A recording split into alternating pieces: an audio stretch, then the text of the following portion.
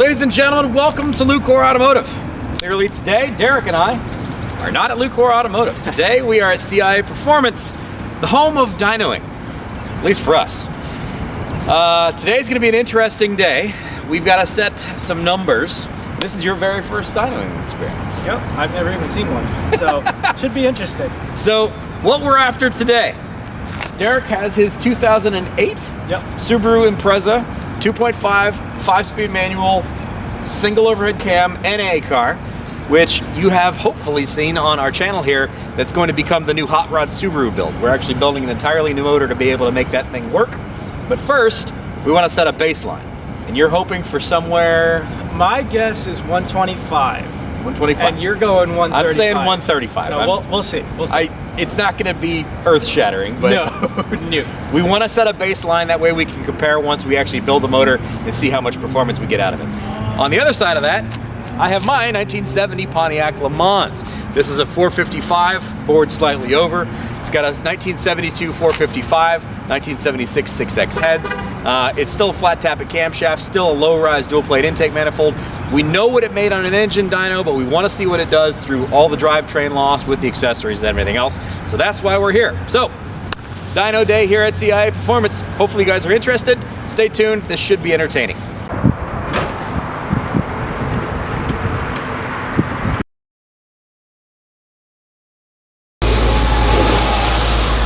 Victim number one. Now, as I said in the intro, this is a 2008 Subaru Impreza. So it's all-wheel drive. It is a 5-speed manual transmission. It is non-turbo. So don't expect anything crazy. We're just here for baseline numbers. I think this thing made 170 crank from the factory. 170 crank. So figuring in drivetrain loss somewhere in the 20% range, plus the fact that it's 100,000+ miles.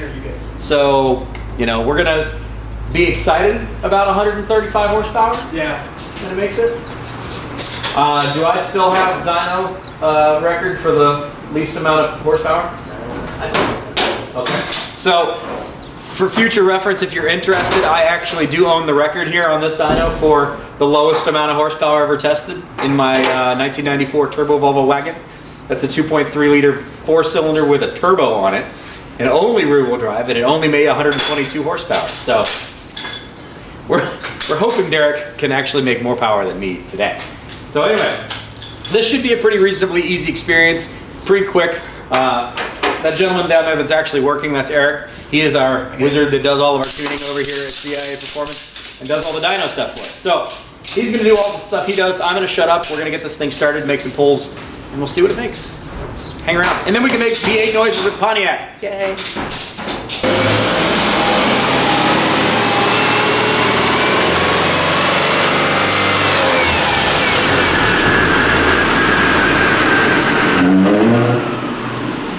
Jeez, Eric, that was gross.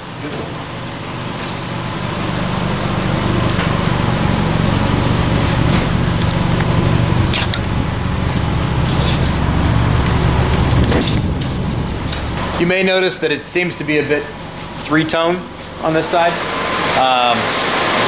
Don't adjust your television sets, children. It actually is three-tone. It's limited edition.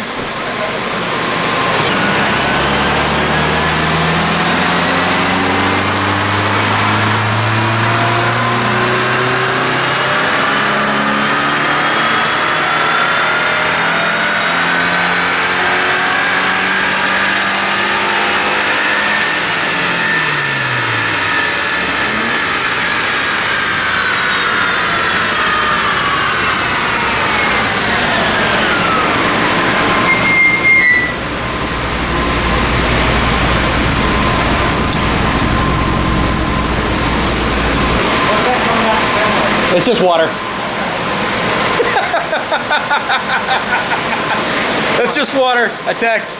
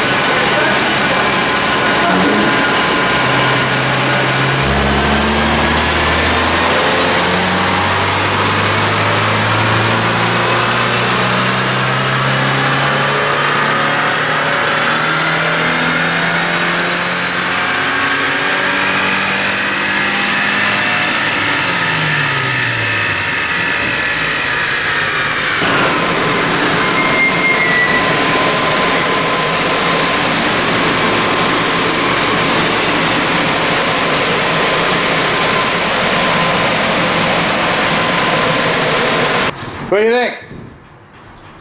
It was cool. And it didn't blow up? No, it made good noises. You were 130 right in the middle. Yeah, we split the difference. He thought 125. I thought 135. It made 130.35. So technically speaking, it's closer to my number than your number. But, Yeah. But It's really even on power and torque, though. Yep.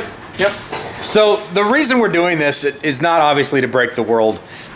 It's an NA Subaru. Like, let's be honest, this isn't going to make a crazy amount of power. But the question we wanted to answer was, how much does this thing make in stock trim with 119,000 miles. I mean, factory exhaust. Yeah.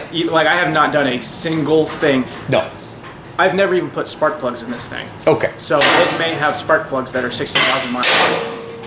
So there you go. So 100 and something thousand miles on it.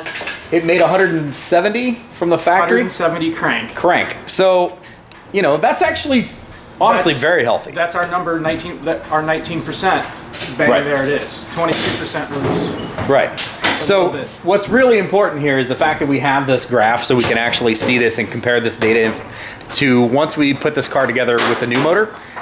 Because the fact that we're going to be building this thing to be able to handle a much higher rev range, it's going to be going to 8,000 instead of 6,000 RPMs. So we're going to be moving this graph down quite a bit. This is over by, what'd you get out of it? Like 6,200? Yeah, roughly. Like 6,200 RPMs. Yeah. So once we get the new motor built, it's going to be going to like 8,200. So moving that down the graph is going to be interesting. It's going to be able to show us making that power up on the top end, but we'll be able to compare that with how much we're losing off the low end. So interesting little baseline. Again, it's not something where we're expecting crazy numbers. We just wanted to get this data so we could actually use it to compare once we get this done. And we didn't break Derek's car, so he's very excited about that. But it is interesting to me. Max power is at 5,700, and max torque is even lower, 4,600. So there's definitely room if we can rev it. There's definitely room for power. Yeah. Well, and again, as we were talking before we came over here, this is also on 87 octane. Right. With So we're going to pick up power just from the compression alone. right. So, yeah, I think this is very doable. Very doable. I'm mildly Eric, you surprised. think we can make 200 wheel horsepower out of this thing, right? 70 horsepower? You're on camera. Say yes. I'll be optimistic. Yeah, I think you can. It's like compression. It's gonna take yeah, a lot of cams. cams, compression. That's about it, really. Cams and compression. Yeah, it'll be there. And then nitrous. And then nitrous. Well, What's that? All right.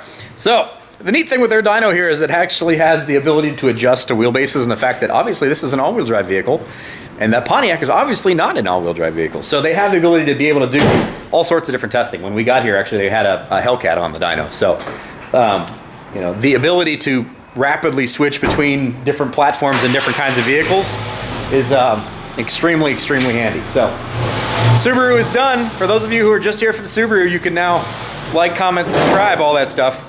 For those of you who are here for the Pontiac, stay tuned. It's coming next. And you're going to hear it coming. It's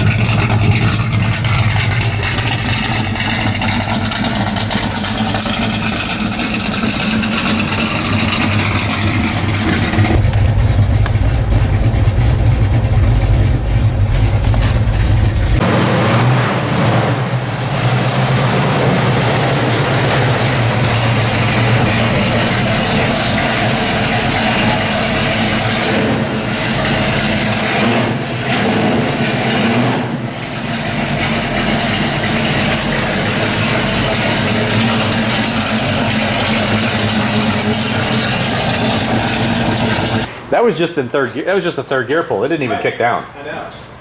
Because I would have been able to tell. Yeah, because the tires would have lit up. Speaking of, can you disconnect your kickdown gear? Oh, I don't wanna. It's on the pedal. Huh. Yeah. Well, that's dumb. I know, it is. Oh, I did it last time. No. No? The 1970 has a different kickdown style. It's on top of the pedal assembly, not on the friggin' carb. I don't know if you're gonna kick down or not. Okay. Like, I kicked it on the highway a little bit ago, and it didn't kick down. Like, it's not fully adjusted. Okay. So it may not kick down. Okay. If you, I mean, I would probably not even bother hitting this thing until you're at like 2,500 RPMs. So this is the point where I get nervous. I have a lot of money in this motor. And the trans, and 2 converters, and the fuel system, and the ignition system. She may not look like much, but there's a lot of time and money and blood, sweat, and tears involved in this thing. Not just from me. So, on the engine dyno, when it ran in the exact same configuration it is now, with a Quadrajet on it, with the low-rise dual-plane intake manifold, just an Edelbrock Performer, not an RPM,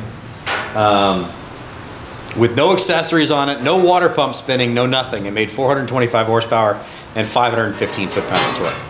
So we figure we're spinning all of my accessories, including an air conditioning pulley. It's in the car, not on a dyno. It's spinning a converter and a trans and a rear end and tires. I'm thinking we're gonna lose 80 horsepower or so. So from 425, you can do that math.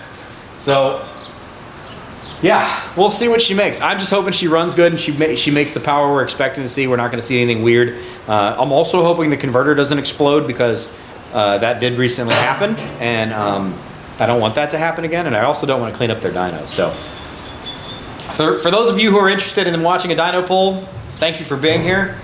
Hopefully you won't also see any kind of catastrophic failures or me crying in the corner about spending $15,000 to make less than 300 horsepower at the tires. Please don't break, please don't break, please don't.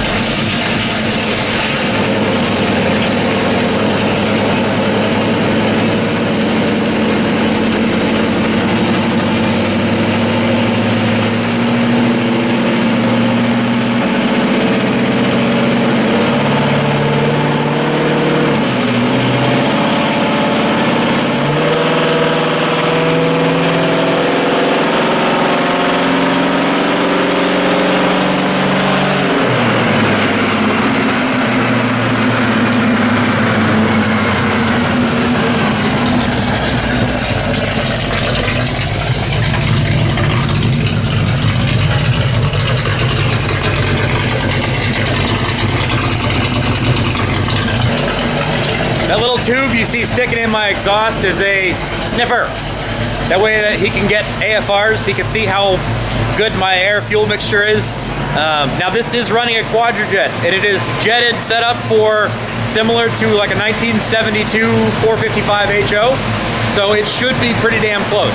We ran it again, exactly this carb on the engine dyno, and it seemed like it was fine, but that was also 2.5 years ago, so we're gonna see and actually be able to get data on what this thing looks like.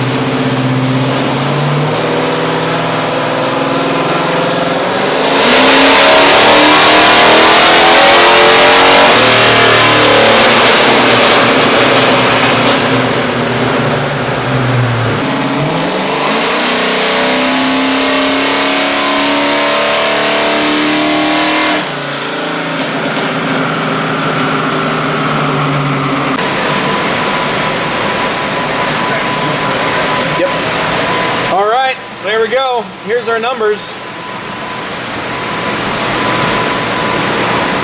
Not hiding any of the warts. That's where we are. 319 horsepower at the tires, 347 foot-pounds of torque. There's our lines. Now, this is also our air-fuel ratio line, which is down here. And as you can see, it is definitely a little not perfect, but it's decent. It's a little on the lean side.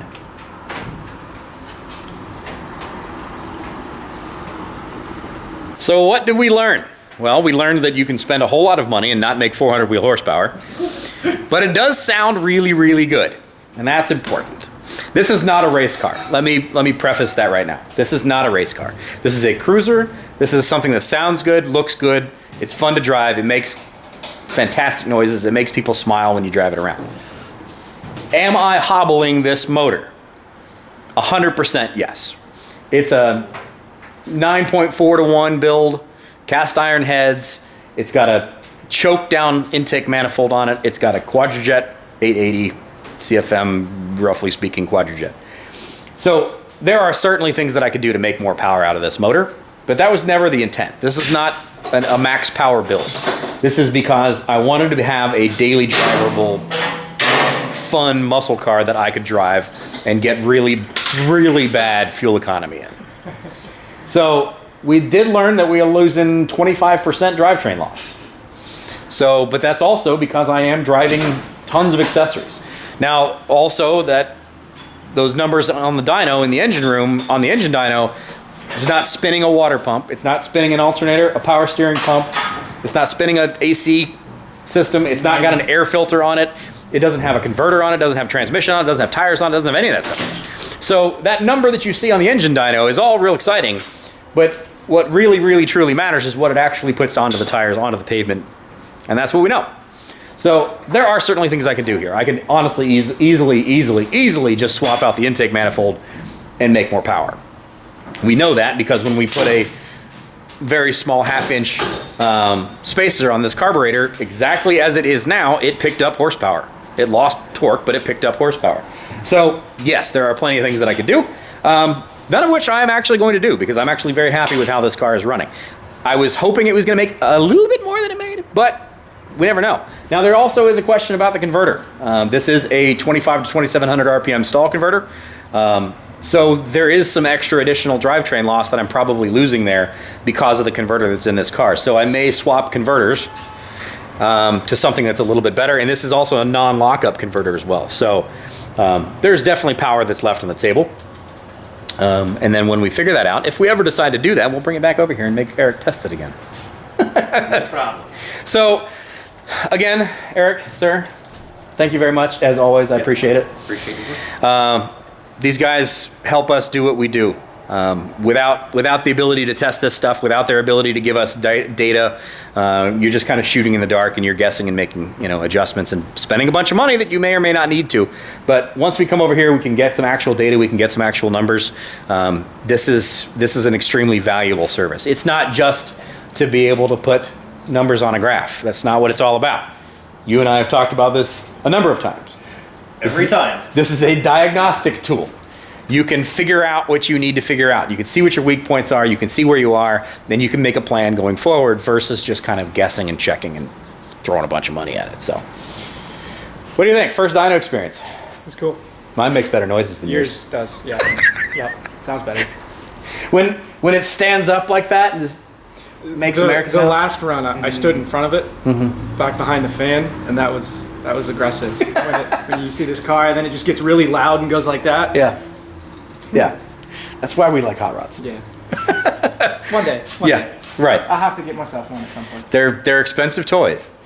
So there you go. I'll put the dyno graphs up here. This is the one for the Subaru, and we're honestly extremely happy with that.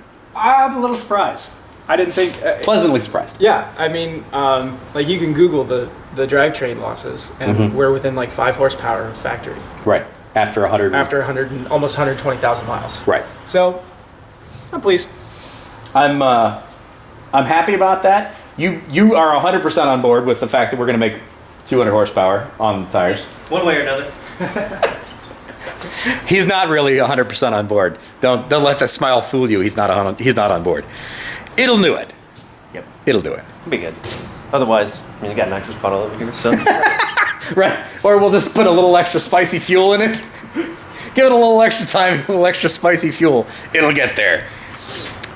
So anyway, the idea again with the Subaru is going to be, we're looking for 200 wheel horsepower out of that thing, and I think we can get there. That build is already started. It's on here. That whole process is moving forward, so that little Subaru can become an interesting little fun NA ripper. If you guys are interested in the Subaru, there's a whole playlist that we've already started. It's on here. You can go watch the first 2 episodes that are on here. If you're interested in this Pontiac, the 1970 Pontiac LeMans 455 build, the whole thing is on here as well. There's a whole playlist for it, so you can go ahead and watch all that stuff. It is back from the very beginning of us doing YouTube, so be a little gentle in your comments. Some of the filming and some of the on-camera was not quite up to snuff. Anyway, thanks for coming along. We appreciate you being here. Hopefully you guys enjoyed us sharing this experience with you guys. Again, huge thanks to CIA Performance and to Eric for hosting us and having us over here to let us do this noise-making experience. Thanks for being here. Like, comment, subscribe, all that jazz. We'll see you later.